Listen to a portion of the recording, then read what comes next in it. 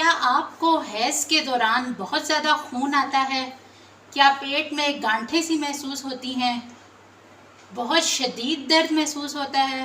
या बार बार हमल के ज़ाया हो जाना आपको परेशान कर रहा है? तो ये सब अलामात हो सकती हैं कि आपकी बच्चेदानी में रसोलियाँ हैं।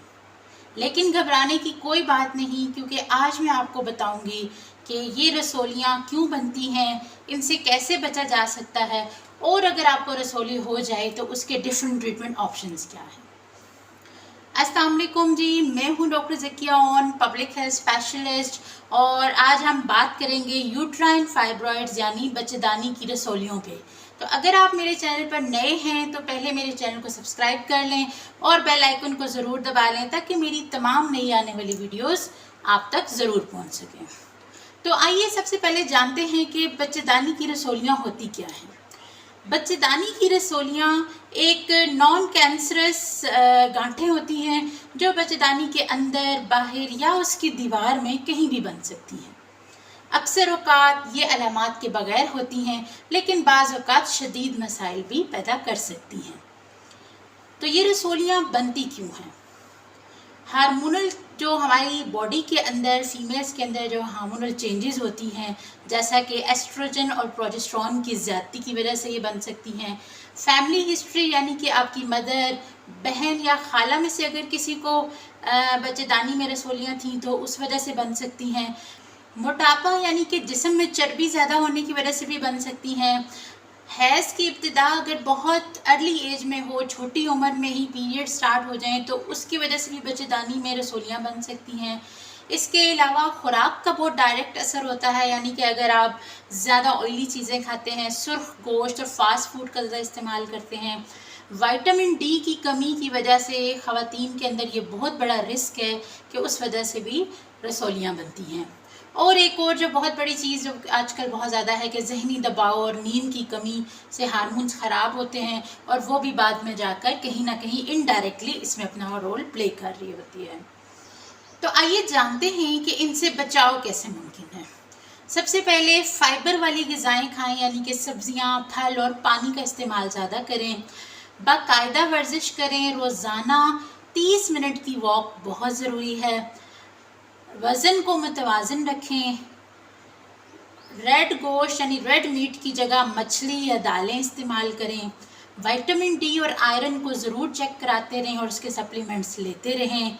नींद को प्रॉपर पूरा करें, 7 से 8 घंटे की नींद बहुत ज़रूरी है। तो अगर आप में से किसी को बच्चेदानी की रसोली या यूट्राइन फाइब्रॉइड हो जाए तो उसके ट्रीटमेंट ऑप्शंस क्या हैं। ट्रीटमेंट ऑप्शंस डिफरेंट हैं, जैसा कि कुछ एगोनिस्ट्स इस्तेमाल किए जाते हैं। जब आप डॉक्टर के पास जाते हैं तो वो आपको कुछ हार्मोनल ऐसी दवाइयाँ देते हैं जिससे रसोलियाँ सिकुड़ जाती हैं। इसके अलावा NSAIDs का इस्तेमाल किया जाता है दर्द और सोजिश को कम करने के लिए। हार्मोनल IUDs का यूज़ किया जाता है जो कि खून के बहाव को कम करती हैं। फिर बर्थ कंट्रोल पिल्स भी इसके लिए काफ़ी हद तक मददगार होती हैं। अगर सर्जरी की बात करें तो ओपन सर्जरीज़ हैं जिसमें कि मोस्टली यूट्रस को रिमूव कर दिया जाता है अगर आपकी बॉडी में जो रसोली है उसकी साइज़ बहुत बड़ा हो। लेकिन उसके अलावा भी सर्जिकल ऑप्शंस हैं जिसमें यूट्राइन आर्टरी एम्बोलिज्म है, जिसमें हम रसोली की खून की फराहमी को बंद कर देते हैं ताकि वो ख़त्म हो जाए। दूसरा इसमें फोकस्ड अल्ट्रासाउंड सर्जरी है जिसमें आवाज़ की लहरों से रसोली का इलाज किया जाता है। तीसरा इसमें MRI गाइडेड थेरेपी भी है जो जदीद टेक्नोलॉजी के ज़रिए बगैर सर्जरी के इलाज हो सकता है। लेकिन ये डिपेंड करता है कि आपकी हेल्थ कंडीशंस क्या हैं, आप कितनी अनीमिक हैं, रसोली का साइज़ कितना है, कितनी पुरानी रसोली है, आप उम्र के किस हिस्से में। तो ऑब्वियसली जब आप डॉक्टर के पास जाते हैं तो वो आपको बेहतर तरीके से अल्ट्रासाउंड के बाद डायग्नोज करके बता सकता है कि क्या ये दवाइयों से ठीक हो जाएगी या सर्जरी ज़रूरी है।